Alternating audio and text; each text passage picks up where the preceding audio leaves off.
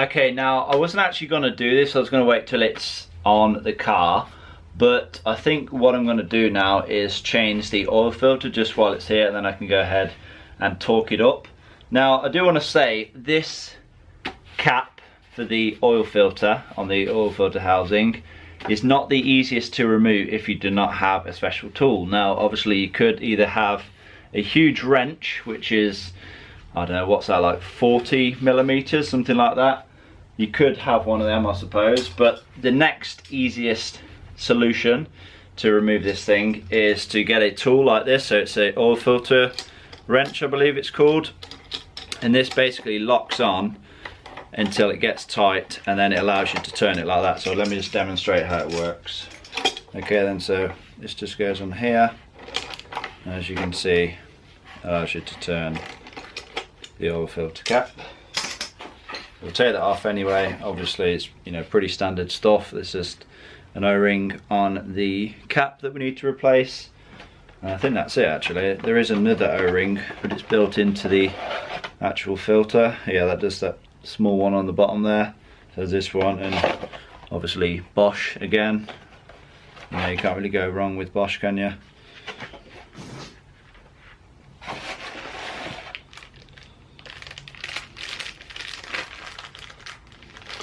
Oh, and there's also a copper washer on here as well. I guess that's for the sump plug, which is interesting. I guess I should probably put that on the sump plug as well.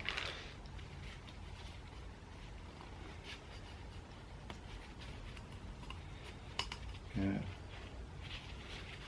Right into the bottom.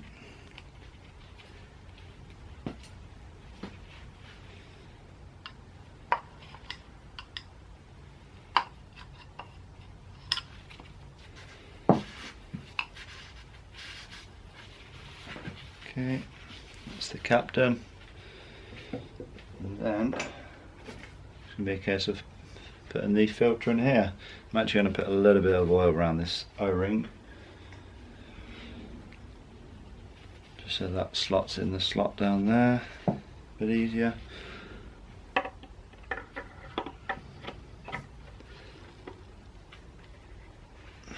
we go, happy with that, that should be in. And just a case of screwing this on then. And we're tightening this to 25 Newton meters.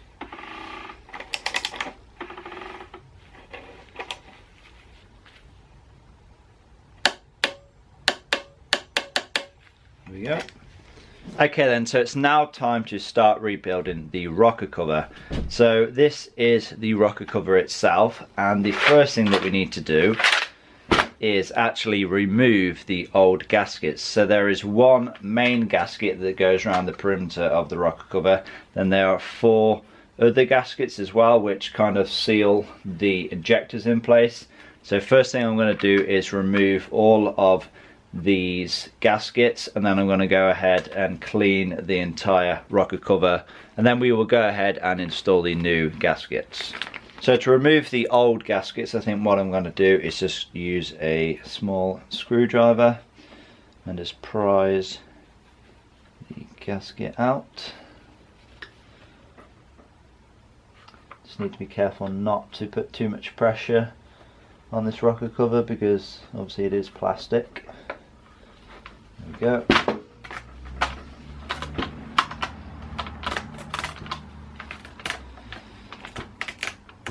That one out. It goes in the bin now.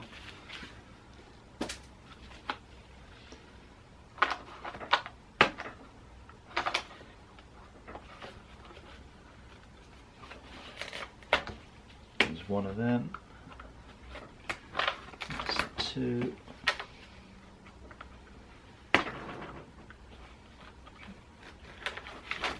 3. And 4.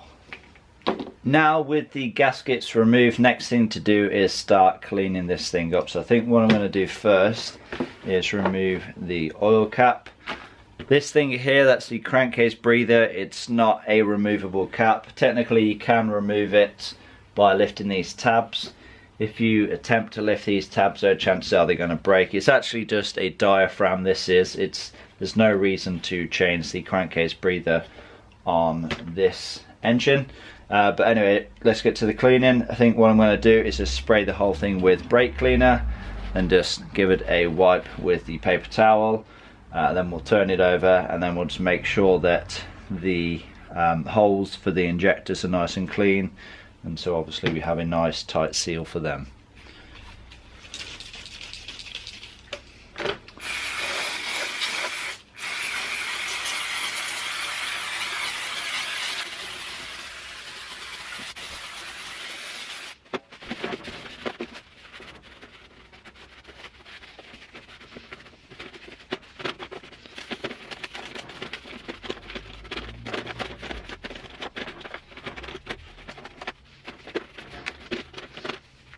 Okay, so the brake cleaner didn't actually work as I had hoped it would.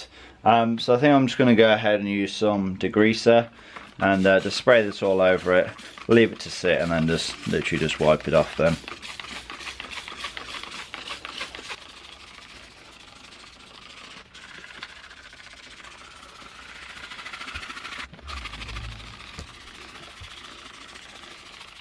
Okay then, so that is probably as clean as I'm going to get the rocker cover. I'm happy with it. Next thing that we need to do is install the new gaskets. Oh, and if you're wondering which brand of gasket I went with L-Ring. They're pretty much one of the best type of gaskets that you can get. L-Ring are just like the OEM standard of gasket. So if you do not know which one to get, L-Ring is a good choice. Alright, so I think we'll put the big one on first.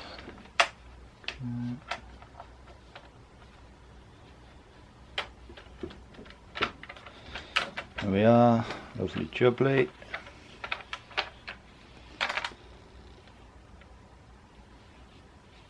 Same with these. There's only one way these can go on. There we go.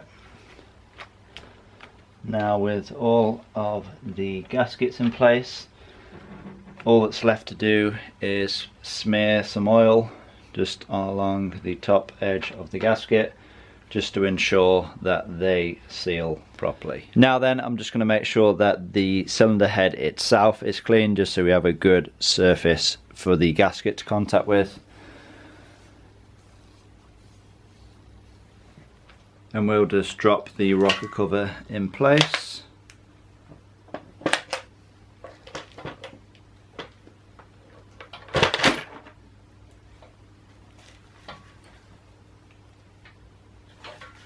Go. And now we just need to make sure that all of the bolts are tightened. So I'm going to kind of tighten the bolts how you would a cylinder head. So I'm going to start in the middle and spiral out. Not that it makes too much difference with a rocker cover, but that is how I'm going to do it anyway. And now with all of the bolts in and nipped up, it's now time to torque them down to 10 Newton meters.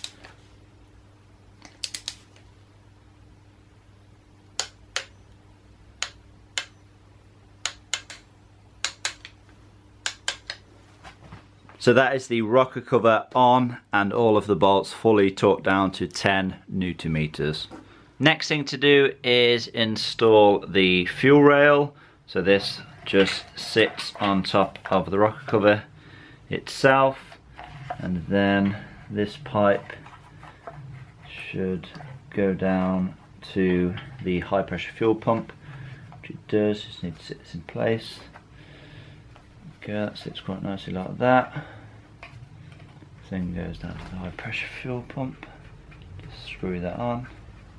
And then I can now put the clamps that hold the fuel rail in place on. It's just these three clamps here.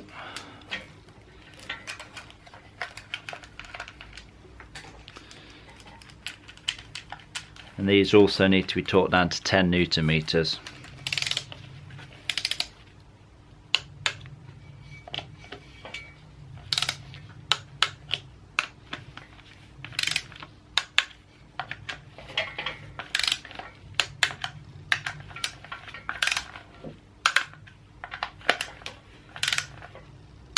And now we can start reinstalling the injectors, but first we have to install the new copper washers.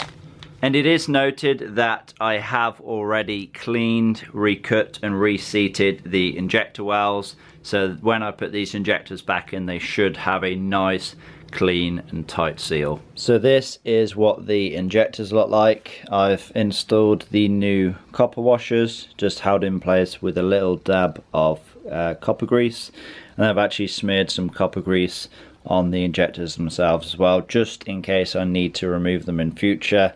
Obviously it's going to make it a lot easier to do so. Now then, it's just going to be a case of dropping them in place.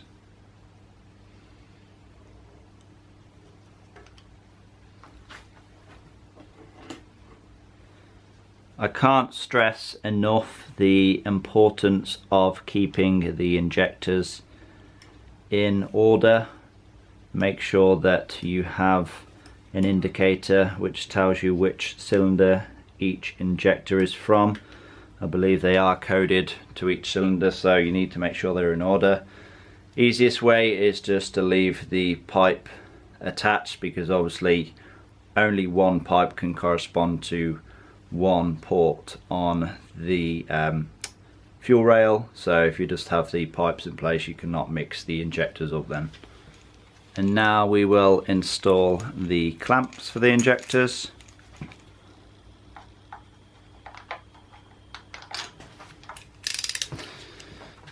And then we'll just torque them up.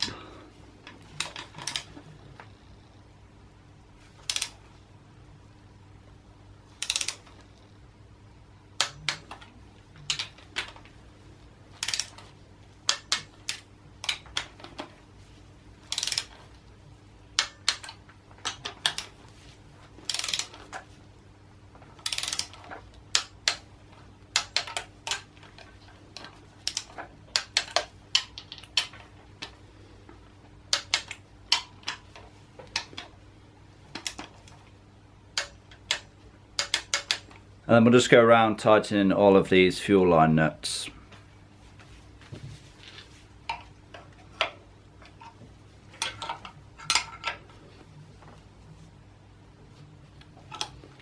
These aren't going to be super tight because I know they wasn't tight to begin with, so I'm going to go crazy on them. The next thing we can install is the plugs for the glow plug module. So we have the plug that goes to the glow plugs themselves.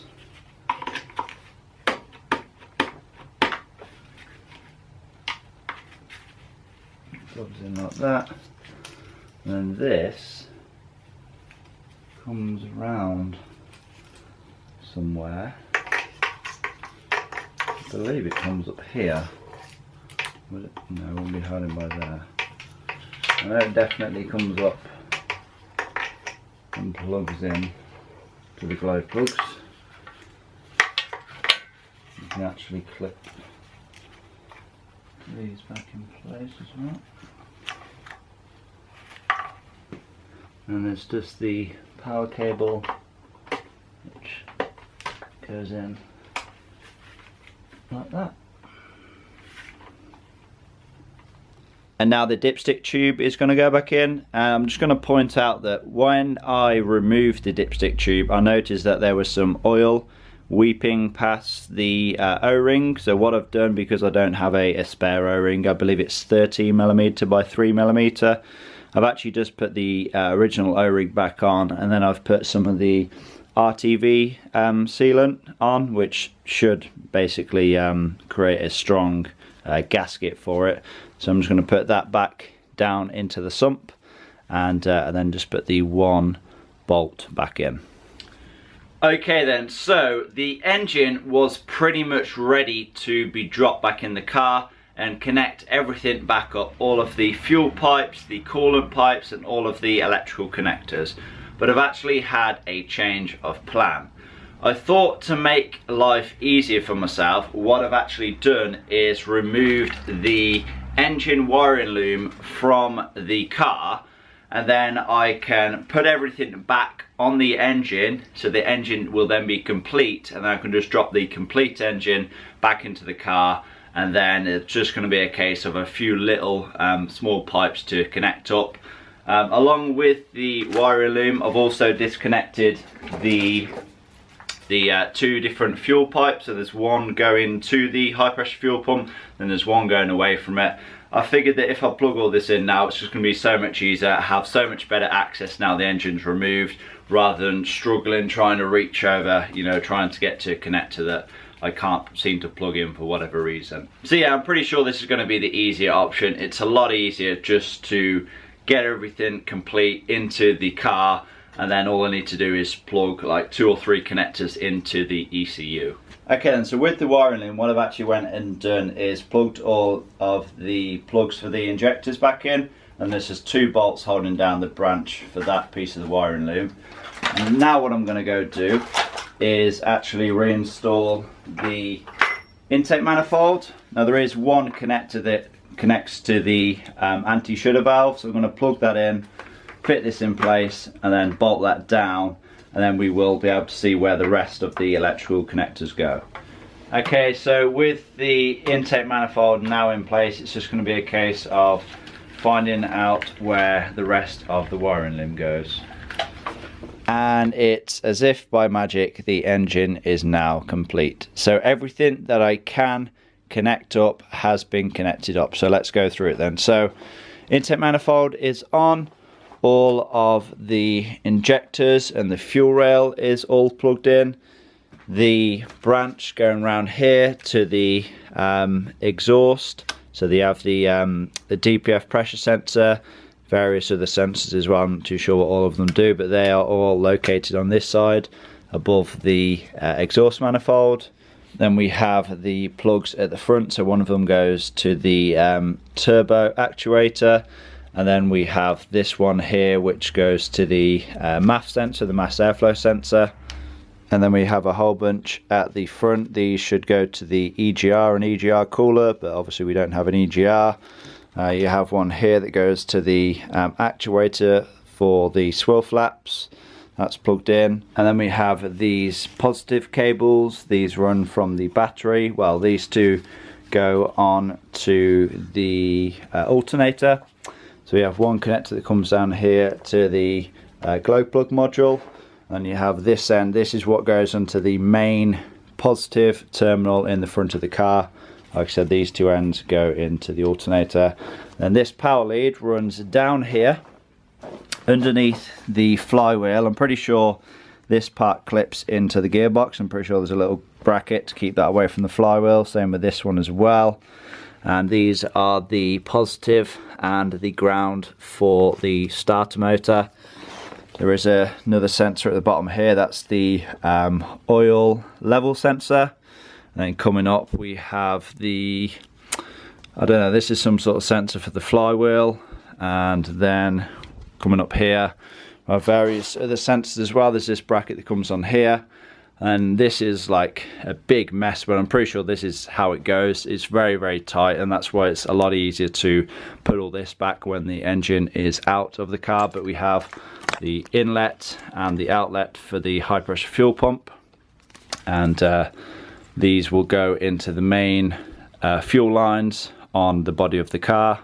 And then also on top from the main branch we have the MAP sensor, the manifold absolute pressure sensor. And we have this plug here. I'm pretty sure that goes into the alternator as well. It would suggest so, because these power cables, these are around the same area, so it would suggest that that is for the alternator.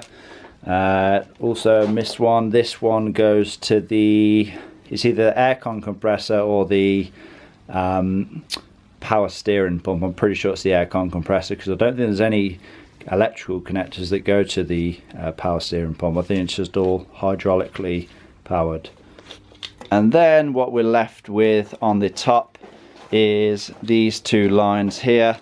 They go to the ECU box, and they go that way around. So you have various other small connectors, they will go in, and then you have the main plug itself that goes onto the ECU. But yeah, that's pretty much all I can do for the time being. When the engine gets dropped in the car, there will be two nuts to go into those slots there. So one in that side, one on either side. That's for the engine mounts.